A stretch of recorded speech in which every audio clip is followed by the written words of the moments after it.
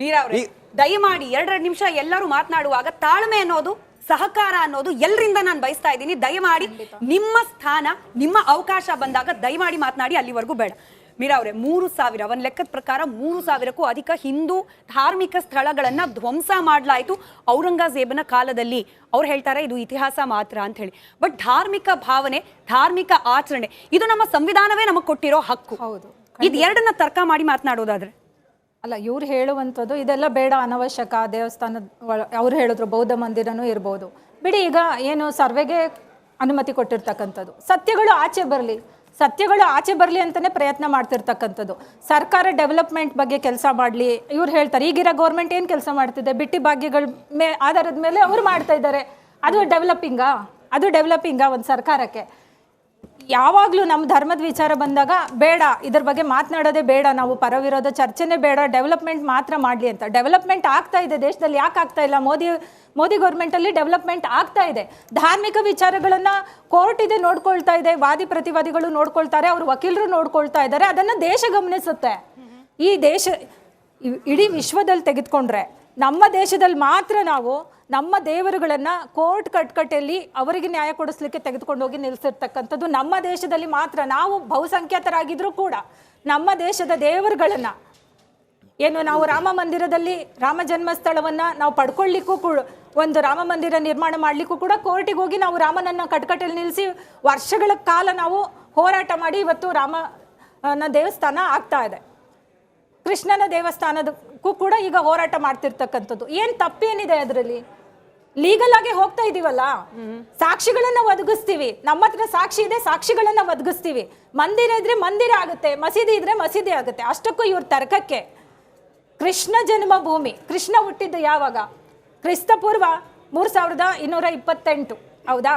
ಆವಾಗ ಇಸ್ಲಾಮೇ ಇರಲಿಲ್ಲ, ಕುರಾನು ಇರಲಿಲ್ಲ, ಮುಸ್ಲಿಮರು ಇರಲಿಲ್ಲ, ಆಗ ಹುಟ್ಟಿದ್ದು. ಈ ಕೆಲವೊಂದು ವಿಚಾರಗಳು ಮೇಲ್ನೋಟಕ್ಕೆ ಇರುವಂಥದ್ದು. ನಮ್ಮ ಒಂದು ಮಂದಿರಗಳನ್ನು ಒಡೆದು ಮಸೀದಿಯನ್ನು ಕಟ್ಟಿರ್ತಕ್ಕಂಥದ್ದು ಇದು ಒಂದೇ ಅಲ್ಲ. ನಾವು ಹೋರಾಟ ಮಾಡಬೇಕಾಗಿದೆ. ಹಿಂದೂಗಳ ಹಕ್ಕು, ನಾವು ಹೋರಾಟ ಮಾಡ್ತೀವಿ.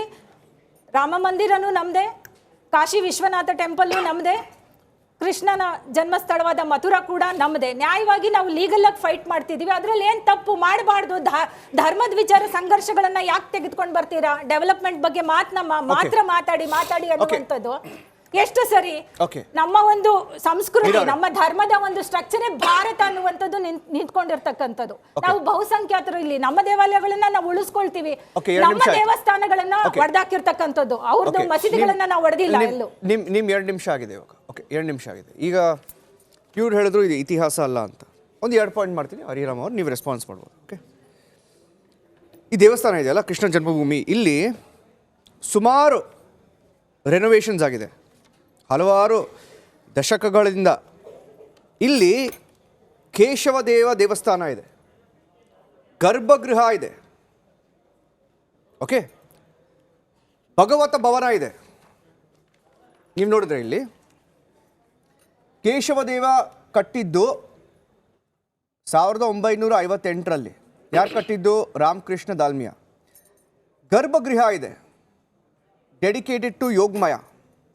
ಭಗವತ ಭವನ ಇದೆ, ಡೆಡಿಕೇಟೆಡ್ ಟು ಶ್ರೀಮದ್ ಭಗವತ್. 1982ರಲ್ಲಿ ಕಂಪ್ಲೀಟ್ ಮಾಡಿರೋದು. ಈ ಭವನದಲ್ಲಿ 5 ದೇವಸ್ಥಾನಗಳಿವೆ. 5 ದೇವಸ್ಥಾನ. ಇದು ಇತಿಹಾಸನ ಅಥವಾ ಇದು ಮಿತ್? ಅಲ್ಲ, ನೀವು ಹೇಳಿದ್ರಲ್ಲ, ಇದು ಸುಮಾರು 1000 ವರ್ಷಗಳ ಹಿಂದಿಂದ ನೀವೇ ಹೇಳಿದಾಗೆ. ಈಗ ನೀವು ಆವಾಗಲೇ ಹೇಳ್ಬೇಕಾದ್ರೆ ಹೇಗಿತ್ತು ಅಂದ್ರೆ 100 ವರ್ಷ ಅಲ್ಲ, 1958 ದಶಕಗಳಿಂದ ರೆನೋವೇಷನ್ ನಡೀತದೆ. ಸ್ವಾತಂತ್ರ್ಯದಿಂದ ಯಾವ ರೆನೋವೇಷನ್ ಆಗಿ ನಾನು ಹೇಳಿರೋದು. This is history, I accept it, this is history. But ನೀವು ಪ್ರಾರಂಭದಲ್ಲಿ ಹೇಳಿದ್ರಲ್ಲ, that is not history, that is a purana. ಈಗ ಹೇಳಿದ್ರಲ್ಲ ಇದು, yes this is history. So it has a history of some few years. ಒಪ್ಕೊಳ್ಳೋಣ ಅದನ್ನು. ನಾನು ಹೇಳುವಂಥದ್ದು ಏನಂದರೆ, ದೇವಾಲಯಗಳು, ಧರ್ಮ, ದೇವರು ಅನ್ನೋದು ಭಾವನೆ ಮತ್ತು ನಂಬಿಕೆಗಳದು. ಸೊ ಅಲ್ಲಿ ನಾವು ಭಾವನೆಗಳನ್ನು, ನಂಬಿಕೆಗಳನ್ನು ತಪ್ಪು ಅಂತ ಹೇಳಲಿಕ್ಕಾಗಲ್ಲ. ನೀವು ದೇವ್ರನ್ನ ನಂಬಾರ್ದ, ಅದು ಅವರವರ ವೈಯಕ್ತಿಕ. ರಾಮ ಇದಾನ ಇಲ್ವಾ, ಅದು ಅವರವರ ವೈಯಕ್ತಿಕ. ಈಗ ಇಲ್ವೋ ಅನ್ನೋದು ಕೂಡ ಅವರ ವೈಯಕ್ತಿಕ. ಹಾಗಾಗಿ ಇಲ್ಲಿ ನಾನು ದೇವರು ಇದಾನೋ ಇಲ್ಲೋ ಅನ್ನೋ ಪ್ರಶ್ನೆ ಬಗ್ಗೆ ನಾನು ಮಾತಾಡ್ತಾ ಇಲ್ಲ, ದೇವರು ಇಲ್ಲ ಅಂತ ಕೂಡ ಹೇಳ್ತಿಲ್ಲ. ನಾನು ಹೇಳ್ತಾ ಇರೋಂಥದ್ದು ಸಿಂಪಲ್ ಕ್ವಶನ್ ಏನಂದ್ರೆ, ಪ್ರತಿ ಬಾರಿಯೂ ಕೂಡ ಈ ಧಾರ್ಮಿಕ ವಿಷಯಗಳು ಬಂದಾಗ ಇದನ್ನ ಯಾಕೆ ನಾವು ಎಮೋಷ್ನಲ್ ಆಗಿ ಇಡೀ ದೇಶದಲ್ಲಿ ಇರ್ತಕ್ಕಂಥ, ನಾನು ಮೊದಲೇ ಹೇಳಿದಾಗ ಮುನ್ನೆಲೆಗೆ ಬರಬೇಕಾಗಿರ್ತಕ್ಕಂಥ ವಿಷಯಗಳನ್ನು ಬಿಟ್ಟು ಇದನ್ನ ಮುಂದೆಗೆ ತಂದು ಇದನ್ನ ಒಂದು ಧಾರ್ಮಿಕ ಸಂಘರ್ಷಕ್ಕೆ ಮತ್ತು ಸಮಾಜದಲ್ಲಿ ಒಂದು ರೀತಿಯಾದಂಥ ಶಾಂತಿಯನ್ನು ಕದಡುವಂಥ ಜೊತೆಗೆ ರಾಜಕಾರಣಿಗಳ ಜವಾಬ್ದಾರಿಗಳನ್ನು ತಪ್ಪಿಸುವಂಥ ಕೆಲಸ. ಯಾಕಂದ್ರೆ ಹೆಂಗಾಗಿದೆ ಅಂದ್ರೆ, ಒಂದು ಕಾಲದಲ್ಲಿ ಕಾಂಗ್ರೆಸ್ನವರು ಜಮ್ಮು ಕಾಶ್ಮೀರ ಇಶ್ಯೂವನ್ನು ಇಟ್ಕೊಂಡಿದ್ರು. ಒಳಗೆ ಏನಾದ್ರೂ ಸ್ವಲ್ಪ ಸಮಸ್ಯೆ ಶುರುವಾಗ್ತಿದ್ದಂಗೆ ಜಮ್ಮು ಕಾಶ್ಮೀರ ಇದೆ ಅಂತ ತೋರಿಸೋರು. ಹಾಗೆ ಬಿಜೆಪಿ ಅವರು ಇವತ್ತು ಏನಾದ್ರೂ ಇಶ್ಯೂ ಆದ ತಕ್ಷಣ ಅಲೋ ರಾಮ, ಅಲೋ ಕೃಷ್ಣ, ಅದೋ ಇದು ಅಂತ ತೋರಿಸೋದು. ಅಲ್ಲಿಗೆ ಚಂದ್ರಶೇಖರ್ ಅವರೇ, ಚುನಾವಣಾ ವಸ್ತು ಮಾಡ್ಕೊಂಡ್ಬಿಟ್ರ ನೀವು ಹಿಂದೂಗಳ ಧಾರ್ಮಿಕ ಕೇಂದ್ರಗಳನ್ನ. ಕಳೆದ ಚುನಾವಣೆಯಲ್ಲಿ ಅಯೋಧ್ಯೆಯ ರಾಮ ಮಂದಿರ ನಿಮ್ಮ ಪ್ರಣಾಳಿಕೆಯ ಭಾಗ. ಈ ಬಾರಿ ಚುನಾವಣೆ ಪ್ರಣಾಳಿಕೆ ಭಾಗವಾಗುತ್ತಾ ಮಥುರಾದ ಶ್ರೀಕೃಷ್ಣ ಜನ್ಮಸ್ಥಾನ? ಅಯೋಧ್ಯ ಭಾಗಕ್ಕೂ ಮತ್ತೆ ಕೃಷ್ಣ ಮತ್ತೆ ಏನು ಮಥುರಾ ಭಾಗ ಮತ್ತೆ ಕಾಶಿ ಭಾಗ ಇದೆಯಲ್ಲ, ಇದಕ್ಕೂ ಬಹಳ ವ್ಯತ್ಯಾಸ ಇದೆ.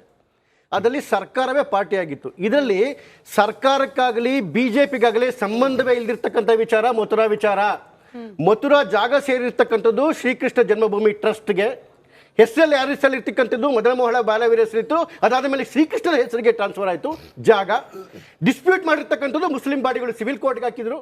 ಇವತ್ತು ಅದನ್ನು ಡಿಸ್ಪ್ಯೂಟ್ ಮಾಡ್ತಿರ್ತಕ್ಕಂಥದ್ದು ವಿಷ್ಣುಶಂಕರ ಜೈನ್ ಮತ್ತು ಹರಿಶಂಕರ ಜೈನ್, ಇಬ್ಬರು ಅಡ್ವೊಕೇಟ್ಗಳು.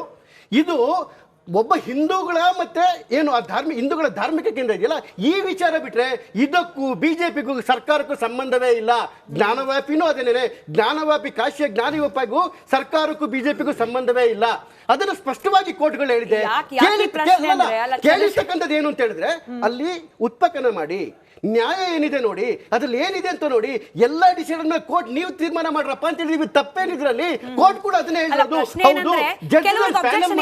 ಚಂದ್ರಶೇಖರ್ ಅವರೇ, ಅಯೋಧ್ಯೆಯ ಕಂಪ್ಲೀಟ್ ಕ್ರೆಡಿಟ್ ಅನ್ನ ನೀವು ಮೋದಿ ಅವರಿಗೂ ಅಮಿತ್ ಶಾ ಅವರಿಗೂ ನೀಡ್ತಾ ಇರೋ ರೀತಿಯಲ್ಲಿ ಕೃಷ್ಣ ಜನ್ಮಭೂಮಿಯದ್ದು ಕ್ರೆಡಿಟ್ ಎಲ್ಲಿ ಹೋಗ್ಬಿಡುತ್ತೋ ಬಿಜೆಪಿಗರಿಗೆ ಅನ್ನೋದು, ಅದಕ್ಕೆ ಪ್ರಶ್ನೆ ಕೇಳಿದೆ. ಎನಿವೆ, ಇಡೀ ಹಿಂದೂ ಸಮಾಜದ ಮೇಡಮ್ ಅದು ಪ್ರಣಾಳಿಕೆಯಲ್ಲಿ ಇನ್ಕ್ಲೂಡ್ ಮಾಡ್ಕೊಳ್ತಿರೋ ಇಲ್ಲೋ ಕಾದ್ ನೋಡೋಣ ಜಾಸ್ತಿ